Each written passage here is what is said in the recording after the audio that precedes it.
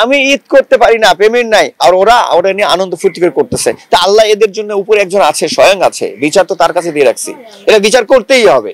একটা কাজ রেডি করতে একটা ডিরেক্টরের কত কষ্ট হয়, একটা কোম্পানিকে মেনটেন করতে ডিরেক্টর কত কষ্ট হয়, সেটা তো আর্টিস্টরা জানে না, জানে, ওরাও জানে, কিন্তু ওরা হলো লোভী বেশি, ভীষণ লোভী, ওদের ক্ষুধাটা বেশি, ওরা ওরা ক্ষুধার্ত হয়েই তখন আমাদের মতো প্রযোজকদের, পরিচালকদেরকে ওরা ল্যাং মারে।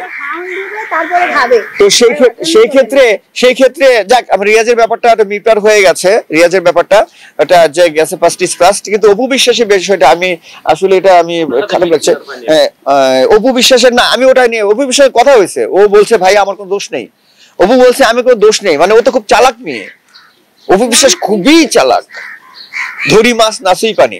ও ঘটনা ঘটে ফেলছে, টাকাও নিয়েছে, কাজও করছে, 5 লাখের কন্ট্রাক্টের জায়গায় 7 লাখ টাকা নিয়ে ফেলছে ওরা, কিন্তু অথচ আমি নিজেই নাই, আমি ঈদ করতে পারি না, পেমেন্ট নাই, আর ওরা ওরা নিয়ে আনন্দ ফুর্তি করে করতেছে। তা আল্লাহ এদের জন্য উপরে একজন আছে, স্বয়ং আছে, বিচার তো তার কাছে দিয়ে রাখছি, এটা বিচার করতেই হবে, বিচার হতেই হবে। অপু বিশ্বাস একদিন রাস্তায় রাস্তায় ঘুরে ঘুরে চলে যাচ্ছে না।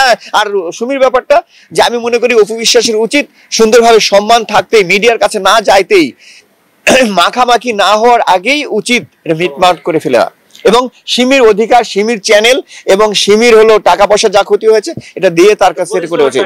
হ্যাঁ, এটা সিমির তো আর ওই ধান্দাবাজি করা টাকা না, ও পরিশ্রমী মেয়ে। তো সেই ক্ষেত্রে আমি চাবো যে সিমি মধ্যে, অপু বিশ্বাসের মধ্যে শান্তি ফিরে আসুক, এরা সুন্দর করে এটা মীমাংসা করে ফেলুক, এবং হলো সিমির চ্যানেল ফিরে পাক, সিমির টাকা পয়সা ফিরে পাক, ভালো থাকুক, এটা আমি চাই।